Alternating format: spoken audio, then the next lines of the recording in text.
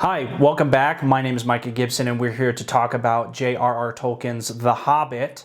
And this work of fantasy literature is, for some of you, I suspect, perhaps the first book that you may have read that isn't sitting on your library for your youngest of children. But for many of us, this is our first work of fiction that we engage with. It is a tremendously influential, tremendously important book, not just in shaping our lives personally as individuals, but also in the broader culture. It has tremendous influence, has been made into movies, and the culture is aware of it. And so being able to think well about it as we engage with it, I think is pretty important. The Hobbit was written originally in 1937, at least that's when it was published. And something that you should be aware of if you're reading this and studying it with your students is that it went through a number of important revision changes. There's the 1937 first edition. It was revised again in 1951, and then it was revised again in 1966. And the reason for that is as Tolkien developed the story, continued to also develop his broader mythology in places like The Lord of the Rings and the Silmarillion, one of the things that he realized with The Hobbit is that it was not as closely integrated with those stories as he wanted to.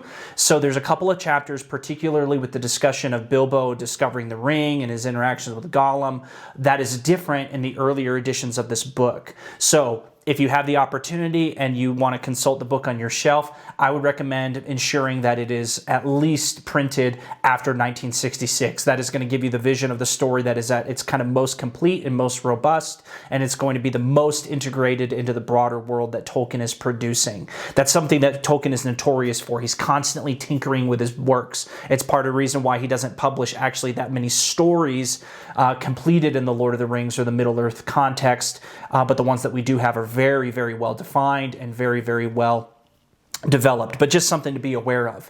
It's also part of the reason why this kind of detached nature from the rest of his fiction, at least at the start, where you see some of the oddities of The Hobbit come out, things like him referencing golf and train whistles and very modern attachments in the book or modern references in the book that seem out of place with the rest of the Lord of the Rings. This is part of the reason why The Hobbit, not entirely, but to a greater extent than the rest of his literature, was written as a standalone thing that was then later folded into the broader narrative structure and framework that he had been developing over the following years. So what's going on here and what's kind of the setting there for Tolkien and his work in this particular book? Some important things to keep in mind about the setting. Again, it's originally written in 1937, so Tolkien is writing in post-World War I, the midst of the Depression, and he's also writing in a circumstance that is wrestling with modernism, capital M modernism, and secularism, where the European world of his day and the English world of his day is moving away from the things of God, moving away from Christianity, moving away from the spiritual in general, and into this very clinical, very rigid, very empirical vision of the world that wants to say science rules everything, and once I figure out science, I can figure out the world, and I don't need any of these spiritual impulses, I don't need Christianity, I don't need the church, I don't need myths, and that is going to only compromise my understanding of the world. And Tolkien is writing explicitly against this. As I said, in this book, you're going to find some odd references, golf, trains, things like that for a fantasy story. But the reason for that is Tolkien is introducing us into a fantastical context that contrasts his world, his modern circumstance with the past. And this is seen in the first couple chapters of the book, where you get all of these references. You also get things like the description of Bilbo, his mannerisms, his house even. And when you compare how Bilbo lives and the things that he's interested in and the things that he likes to do, reading his mail, smoking a pipe, things like that, you see not some fantastic character. What you see is a very Victorian English gentleman. Even down to descriptions of his hobbit hole. And as fantastic as that seems, where the world is described, or this hole is described as having a circular door with a doorknob right in the middle of it, that seems very fantastical and whimsical to us, except when you go to Oxford or Cambridge and you realize that these are doors that are all over the place and very common in those places. He's very clearly drawing a distinction to his world and then to this world that the fantastic is going to crash into in the form of Gandalf intruding into his life, in the the form of the dwarves that literally crash into his world.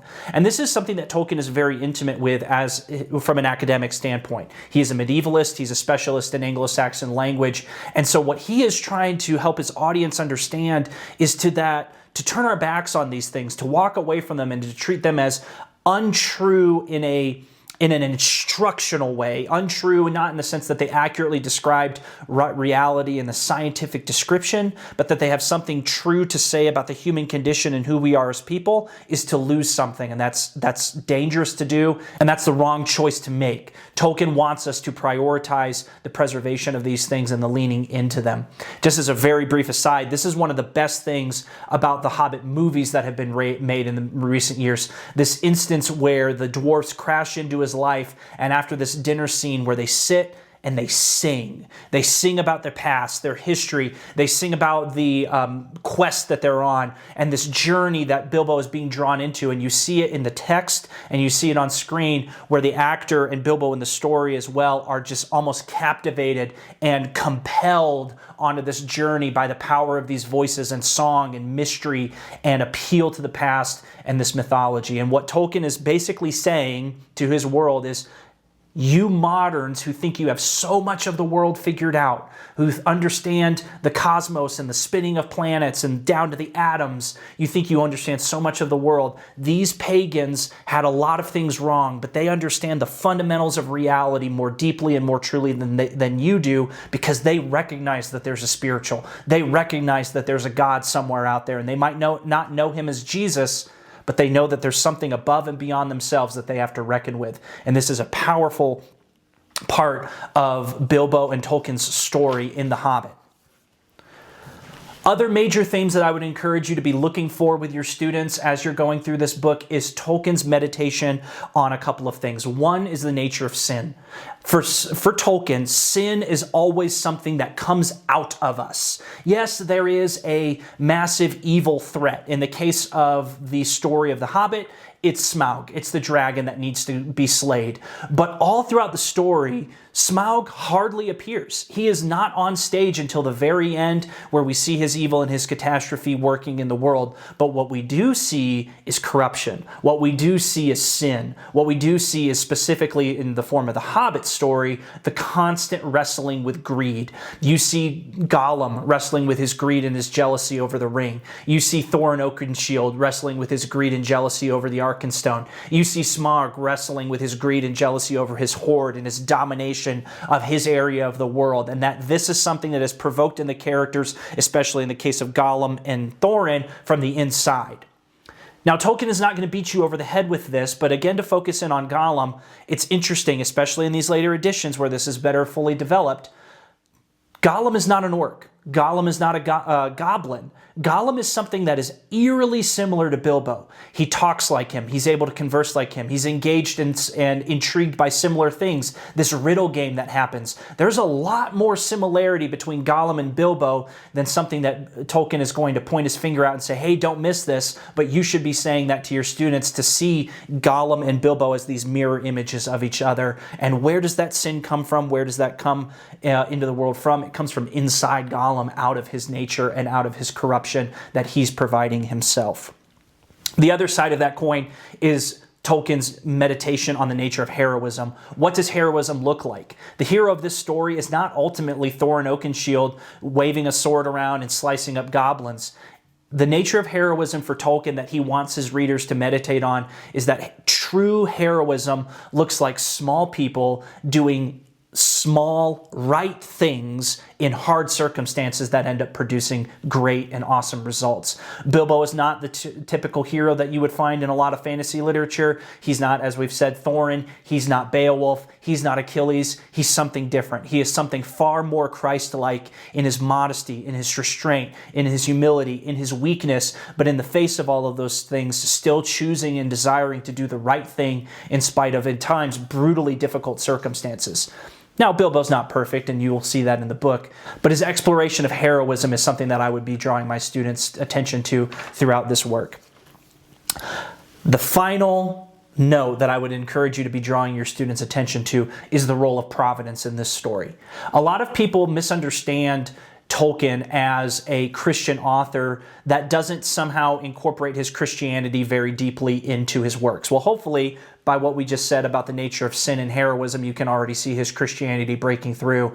But I would also encourage your students to be meditating on the role of providence in these stories. Why does the ring happen to disappear from Gollum's grasp right at that moment? Why does Bilbo happen to touch the ring in his pocket, provoking this riddle that isn't even really a riddle, that solves this problem and escapes this danger and allows him to continue on his mission? Why do things like that happen? And the most clear and obvious example of providence working in this story that is kind of mockingly engaged with in some circles is the role of the eagles.